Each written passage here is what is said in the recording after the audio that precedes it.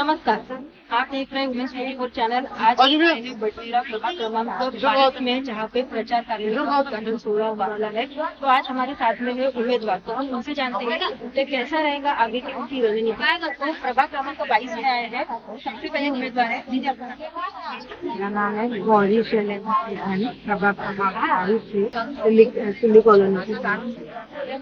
आज यहाँ पे प्रचार आने वाले हैं, तो आप मुझे बताइए कि आपकी अभी रणनीति क्या है प्रचार के लिए भी समय क्या है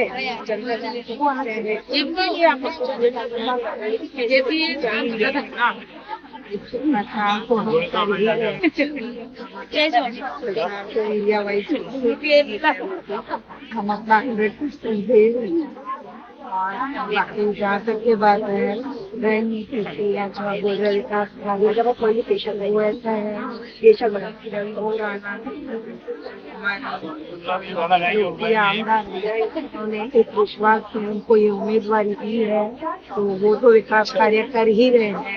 अब उनको प्रेरणा से रखते हुए उनको विकास कार्य में ना 100% देने की कोशिश करेंगे। विकास अपना अपने प्रभाग के विकास के लिए हम जितना बन सकेगा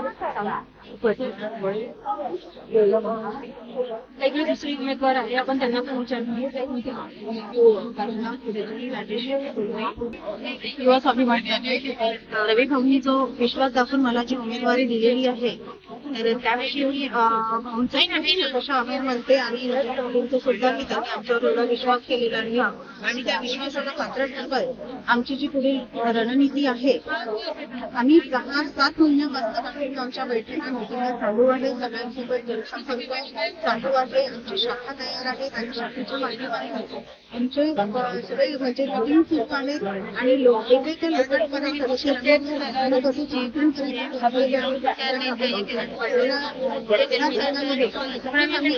त्यांच्या पावलावर आमची रणनीती आम्ही तयार केलेली आहे की लोकांना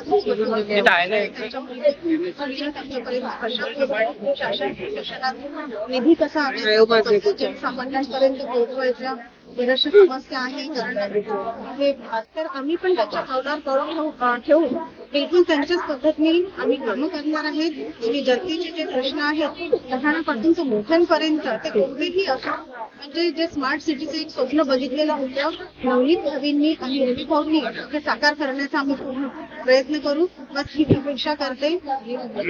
एक फक्त शेवटचा प्रश्न, सांगितलं की जनतेचे पूर्ण प्रयत्न करणार आहे। माझ्या मागे दिसत आहे की फक्त महिला पण आहेत, पण महिला आहेत, महिला सुरक्षेचाही प्रश्न येतो कुठेतरी आज मी पण महिला त्यासाठी कारण आपण म्हणतो की सध्या हे 21वे शतक आहे आणि हे महिलांचं शतक आहे, पण मला वाटत नाही अजूनही महिलांसाठी दुय्यम स्थानच आहे। आपण जरी 50% म्हणत असेल तर महिलांना म्हणजे सगळे अधिकार दिलेले आहेत, पण मला वाटत नाही, कारण लोकांच्या नजरेतून जे आहे स्त्रियांसाठी हे दुय्यम स्थान आहे आणि ते टिकणारच आहे। याच्यासाठी कारण आहे की आपलं जे वारसानी जे मिळालेली आहे संस्कृती की महिलांनी याच पद्धतीने राहायला पाहिजे। आता महिलांचा तुम्ही मॅडम मला प्रश्न केला की महिलांच्या सुरक्षेचं काय, महिलांच्या सुरक्षेसाठी मला बऱ्याचशा ठिकाणी असं म्हटलं जाते की महिला कधी कधी यासाठी कारणीभूत असतात, तिथं महिला कशा काय कारणीभूत असू शकतात? मला सांगा की ज्यांना सुरुवातीपासून तुम्ही एक पायामध्ये बेडी टाकलेली आहे की महिलांनी याच पद्धतीने राहायचं, याच पद्धतीने केलं पाहिजे आणि याच चौकटीत ती राहिली पाहिजे, थोडी जरी ती बाहेर निघाली की तिला वेगळ्या नजरेने बघितल्या जातं। मग हा दृष्टिकोन कोणाचा आहे? संविधानाने महिलांना इतके मूलभूत अधिकार दिलेले आहेत की म्हणजे त्या सगळ्या क्षेत्राच्या बाहेर म्हणजे पुरुषांच्या बरोबरीने काम करत आहे। आज मला सांगा कोणतीच महिला किंवा लहानातल्या लहान मुलगी सुद्धा सुरक्षित नाही आहे, याला कारण काय आहे? आपण कुठेतरी आपला सामाजिक जे स्तर आहे की आपण मुलांना संस्कार देण्यास कुठेतरी कमी पडत आहे। आज मला सांग ते म्हणतात की लहान जी मुलं आहे किंवा स्त्रिया आहेत किंवा मुली आहेत त्यांनी असे कपडे घालावे म्हणजे मुलांची नजर वाईट होणार नाही किंवा बदलणार नाही।